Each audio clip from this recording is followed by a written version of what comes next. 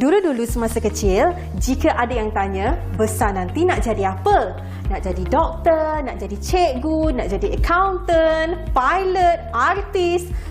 Semua tu biasa-biasa. Sebab hari ni, semua orang nak jadi social media influencer atau pempengaruh media sosial.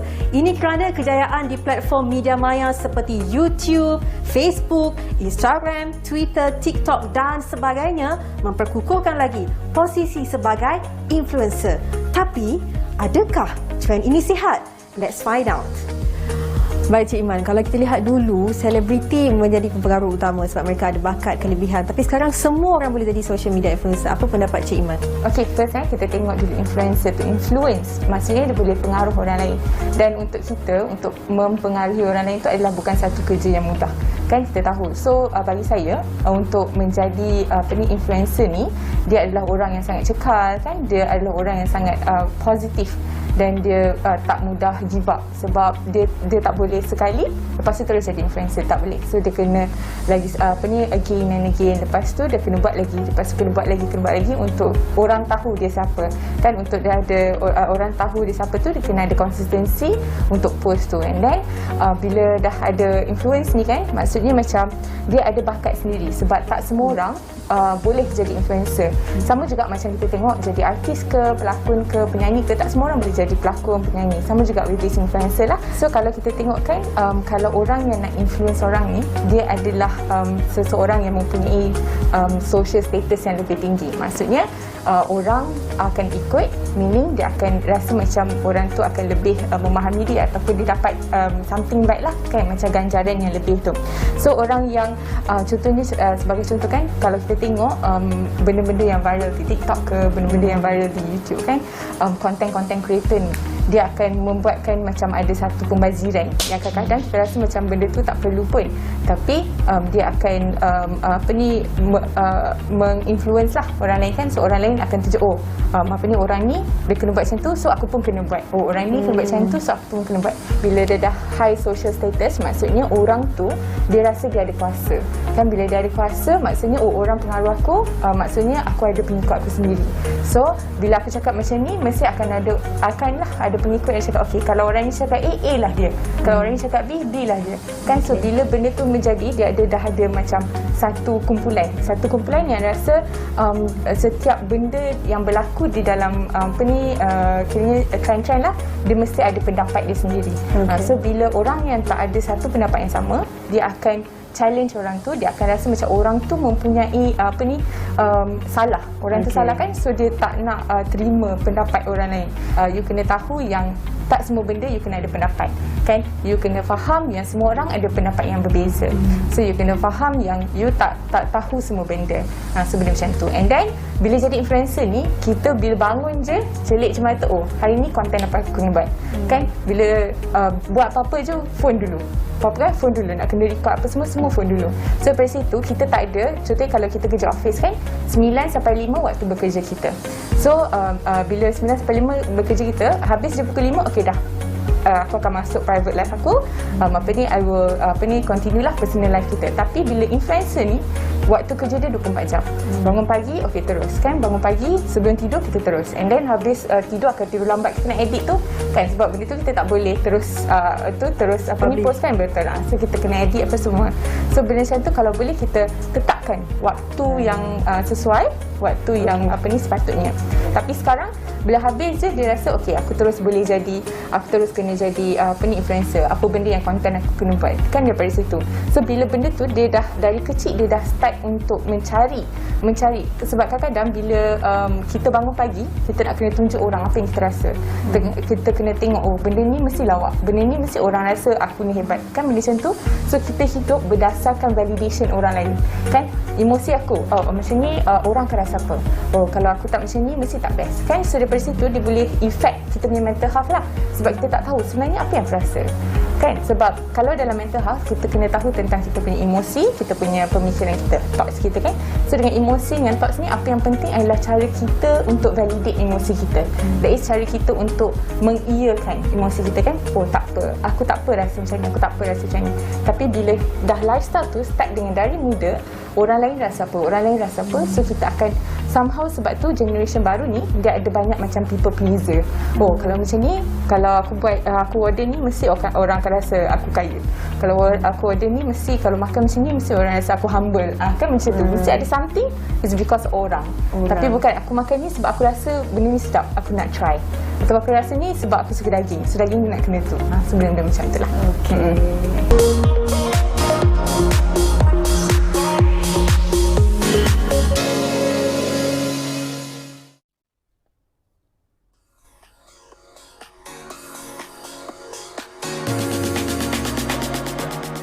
Baik, anda sedang menonton Darah Muda, edisi baharu yang kami bawakan kepada anda dengan kerjasama rakan strategik kami, Yayasan Peneraju Pendidikan Bumiputera dan Keceriaan. Di studio Darah Muda dibawakan kepada anda dengan tajaan set daripada Majlis Reka Bentuk Malaysia MRM yang merupakan sebahagian daripada agensi Kementerian Perdagangan Antarabangsa dan Industri MITI, dan set ini merupakan sebahagian daripada koleksi Arte Como yang mendapat anugerah Malaysian Good Design Award daripada MRM, dan ia direka bentuk oleh pereka bentuk muda namanya Muhammad Sujah Asbullah, berusia 33 tahun dan dikeluarkan oleh syarikat tempatan iaitu Oasis Furnitures Industry Sdn Bhd. Baik, kita terus masuk kepada topik perbincangan kita pada hari ini di Darah Muda, iaitu mengangkat berkenaan dengan dasar yang baru sahaja diperkenalkan pada 6 Disember 2021, iaitu Tindakan Pembangunan Bumiputera 2030, yang mana antara lain menceritakan tentang apakah perancangan di pihak kerajaan untuk membangunkan dan juga membawa masa depan lebih baik untuk Bumiputera di negara kita. Tinggal lagi soal pembangunan Bumiputera ini agenda tua, tetapi diberikan nafas baharu dengan regenerasi, dengan pendekatan dan juga elemen-elemen baharu dalam dasar ini. Persoalan yang kita bangkit dalam Darah Muda ialah di manakah peranan belia? Di manakah peluang kita? Adakah perkara-perkara yang baik dan menarik yang boleh kita cedok daripada TPB 2030 ini? Bersama dengan kami di set Darah Muda ketika ini merupakan pengarah pendidik analitik dan teknologi maklumat teraju, Tuan Nick Nazri Nick Abdul Rahman. Selamat datang ke set Darah Muda, Nick. Terima kasih, Irfan. So persoalan yang pertama sekali lah, bila ada benda baru, so we are in the middle of a very critical moment. Kita baru ke tengah proses pandemik ini, so kerajaan nak kickstart balik kita punya ekonomi very fast. So sebab tu banyak sangat dasar. Kita ada WKB, kita ada digitalisasi, kita ada IR 4.0, tapi malam ini fokus kita berkenaan dengan TPB 2030. Apakah itu TPB 2030? Apakah fokusnya? Apakah perkara yang ingin diperkenalkan kepada penerima-penerima manfaat?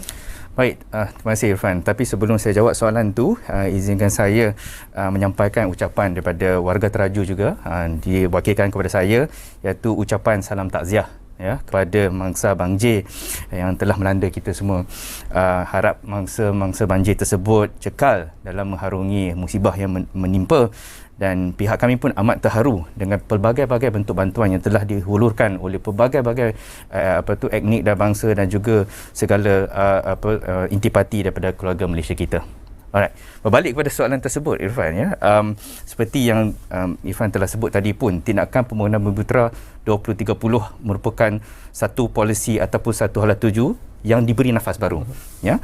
Tapi izinkan saya also menerangkan dalam konteks belia, because my standard question answer akan kata oh ia ada hala tuju untuk 10 tahun akan datang. But dalam konteks belia, contohnya katalah seseorang belia, contoh saya ambil diri saya sendiri sebagai contoh, jika katalah pada umur 24 tahun 25 tahun saya ingin menjana pendapatan untuk mendapatkan sedikit duit kewangan, saya ingin bersosial, saya ingin beriadah ataupun beribadat, saya perlukan aktiviti tertentu. Contohnya untuk menjana pendapatan, saya perlu bekerja, saya perlu ataupun membuat berniaga dan sebagainya.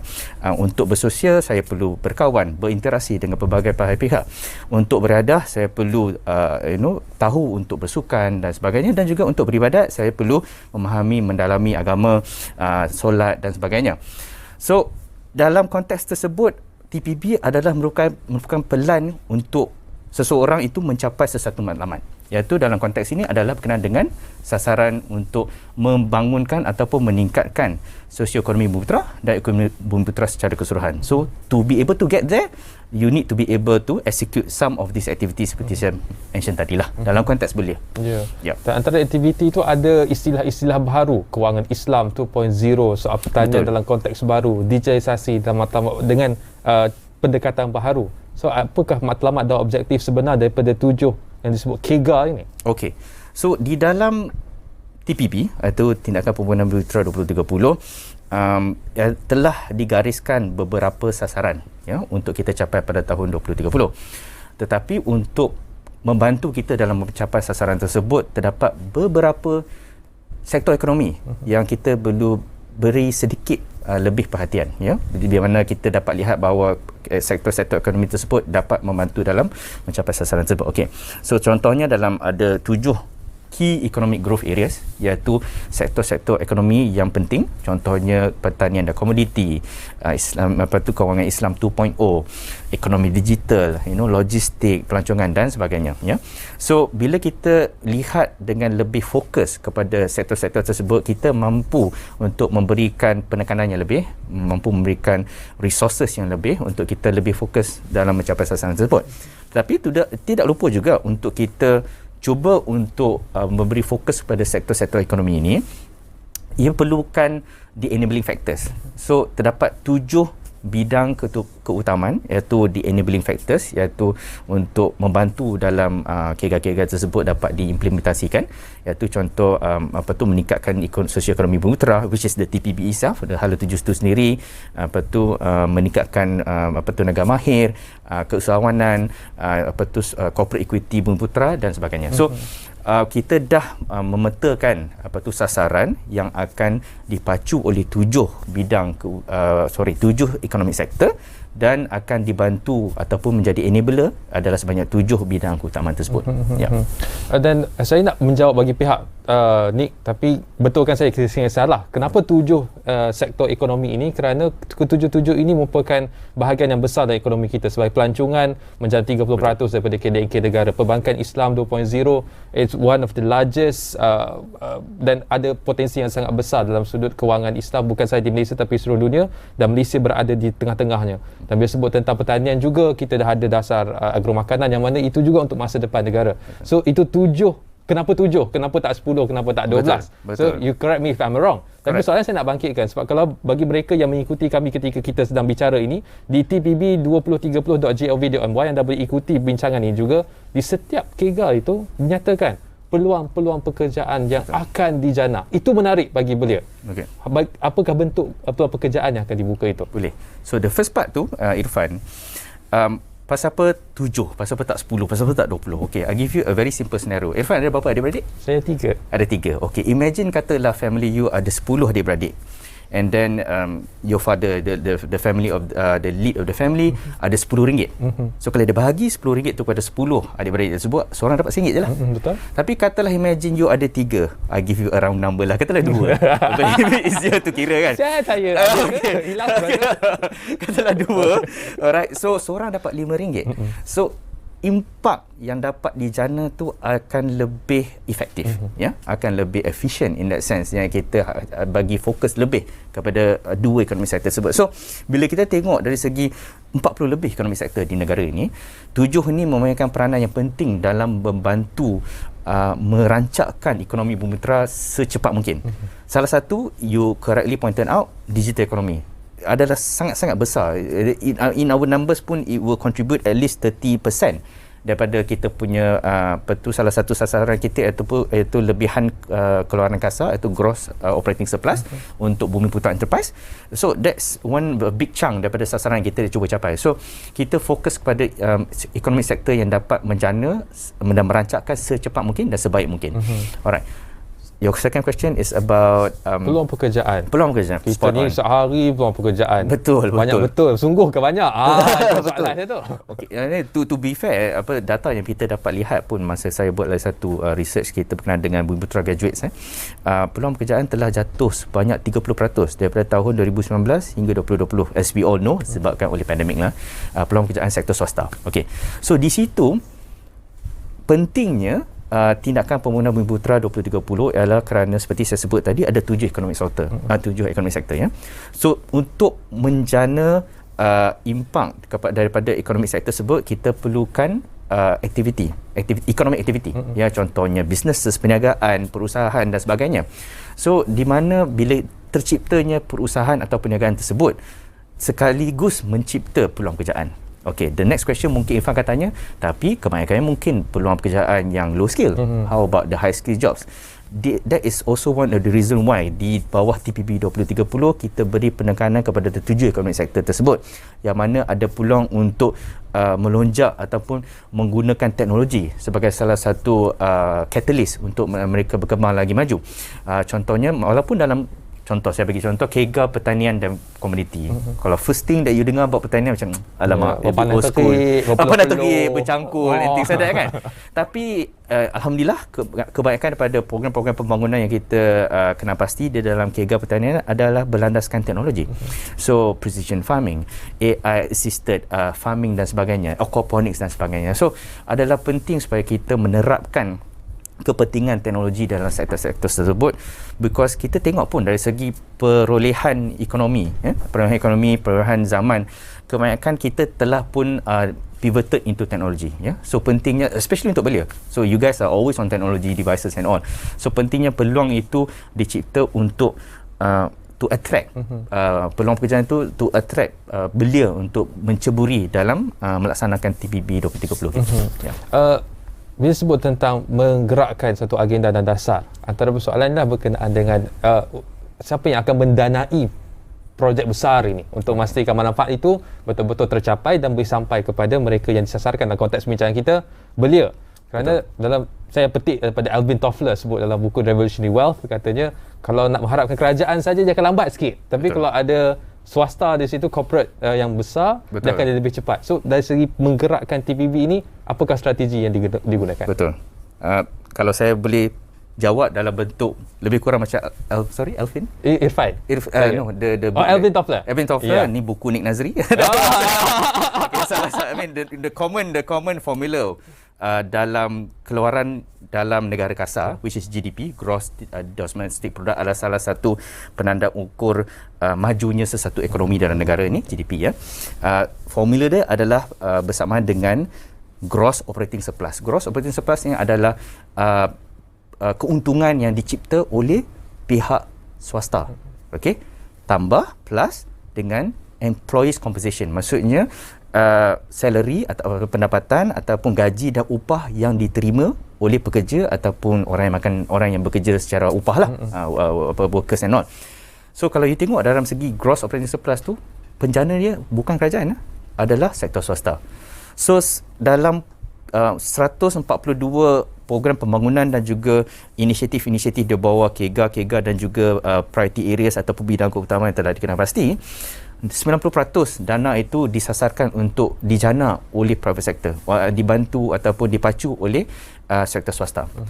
Pihak kerajaan di sini akan memainkan peranan untuk facilitate, untuk memudah cara pembangunan projek tersebut supaya mereka dapat bantu, dapat memastikan sasaran tersebut dapat dicapai ya, untuk sektor swasta tersebut. So it's very important that the private sector is actually the economic driver of this situation lah. Tapi dua institusi ini matlamatnya mereka berbeza. Institusi awam nak bantu rakyat, tapi institusi swasta mencari keuntungan.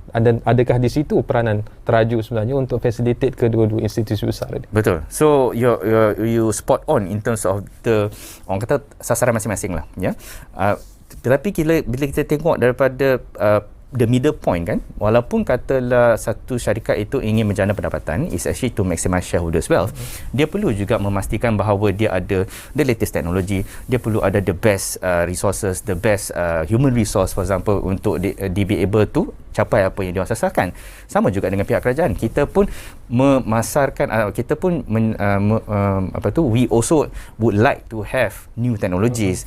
Kita perlukan tenaga pekerja mahir yang baru dan sebagainya. So objektif dia sama, cuma outcome dia mungkin berbeza. Untuk pihak swasta adalah mencari keuntungan, untuk pihak kerajaan of course untuk membantu membina peluang pekerjaan dan sebagainya, but eventually adalah untuk meningkatkan GDP keseluruhan lah. Ya, dan salah satu daripada perkara yang unik juga setakat kita bincangan itu yang saya dapat tangkap ialah bagaimana dia berbeza dengan RMK 12. Sebab kalau RMK 12 itu kerajaan akan pump duit sebanyak mungkin untuk menggerakkan insentif tersebut, tapi untuk TPB 2030 ini dia ada usaha sama dan penglibatan yang sangat sinergik di antara pihak swasta dan juga pihak kerajaan. Begitu kan ni? Betul.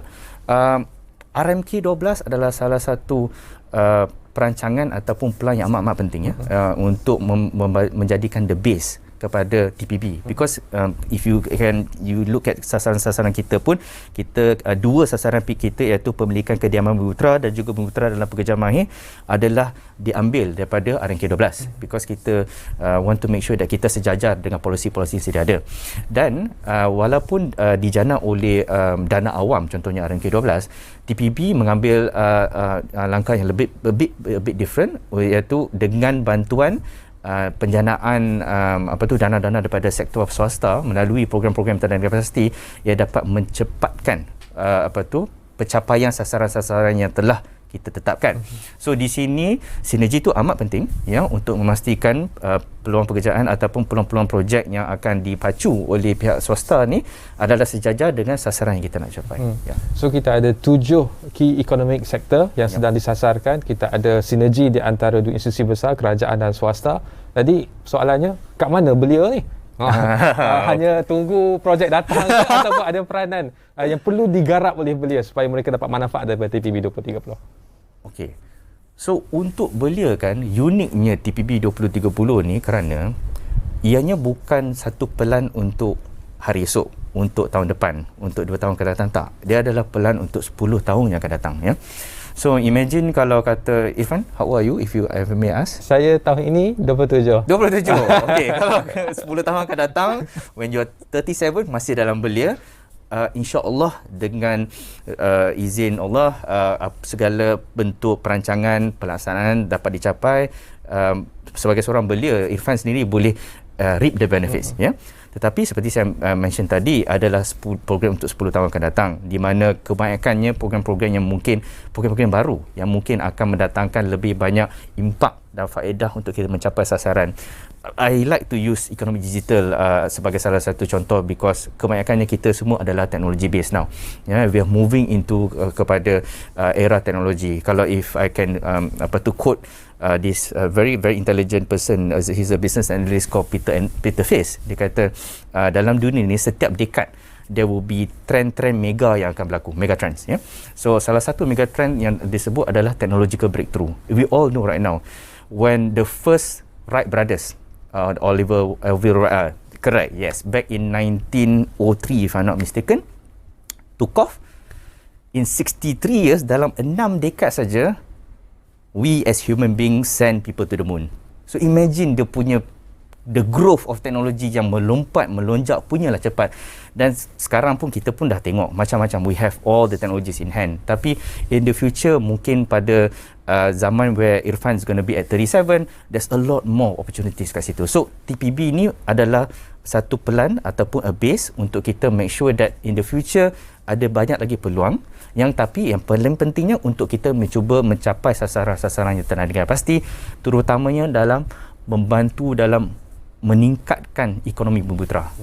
Garis penamat itu dah jelas siapakah di central actor dia, kita dah tahu siapa yang akan melonjakkan ekonomi ini, siapa yang akan mendapat manfaatnya.